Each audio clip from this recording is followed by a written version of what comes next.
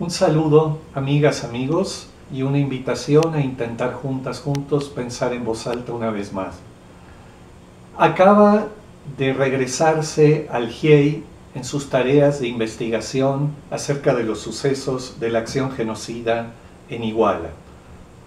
No se les renovó el permiso de instancia e investigación en México a esa instancia internacional con una enorme cobertura y legitimidad, y es una situación tremendamente preocupante y que nos deja muchísimas reflexiones y en qué pensar. Entre otras cosas, si con ese nivel de impunidad y autoritarismo se trata una instancia internacional, ¿qué queda para los activistas sociales, defensores de derechos humanos, periodistas y cualquier forma que se atreva a tener una posición crítica y de rechazo a las políticas neoliberales del régimen? Pero intentemos un poco profundizar acerca de la responsabilidad de lo que acaba de pasar con la expulsión o el rechazo del GIEI en el país, a su continuidad. Si uno se preguntara rápidamente ¿por qué se van? Pues diría uno que claramente exponen a la autoridad gubernamental en todos sus niveles en una forma de enorme violencia, impunidad y delito. Por otro lado, el nivel de legitimidad del gobierno no soporta más formas de descubrir todas sus acciones de complicidad y de violencia delictual que tiene.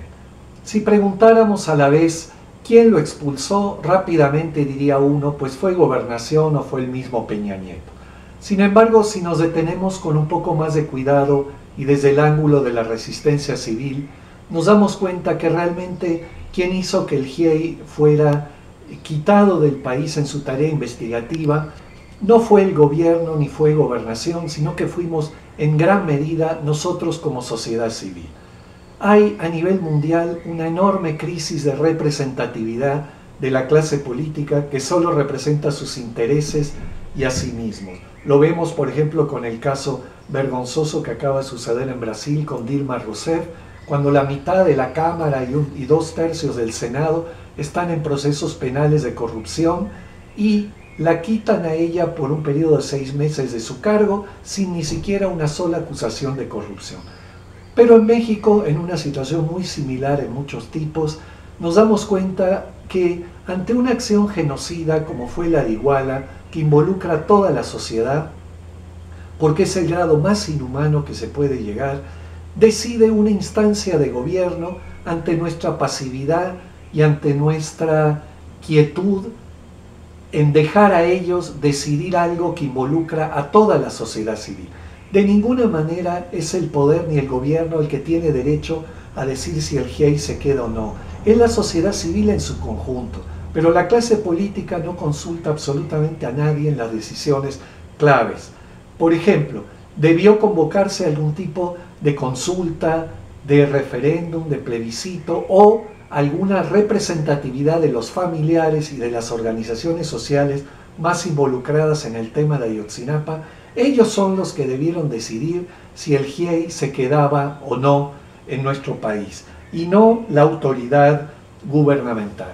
Entonces, vemos aquí una vez más la situación como nuestras formas de resistencia civil y de no cooperación o al límite de desobediencia civil están muy lejos de la intensidad y la impunidad del poder oficial. Como dice una reciente entrevista con el subcomandante Moisés de un medio ucraniano, tenemos que empezar a gobernarnos a nosotros mismos a partir de la base de lo que significa la no cooperación. El poder está en el pueblo y no en la autoridad. Y el pueblo, como por ejemplo los familiares que están buscando fosas clandestinas en Veracruz, en Morelos, en Coahuila, en Baja California, ellos asumen su protagonismo y el verdadero rostro del gobierno que debemos tener como sociedad. Y no se quedan esperando que la autoridad haga algo que nunca va a hacer en relación a la verdad y a la injusticia. La autoridad ha escogido una vez más, en el caso del GIEI, el camino de la guerra, la impunidad y la violencia. Como sociedad civil no podemos dejar que sigan transitando.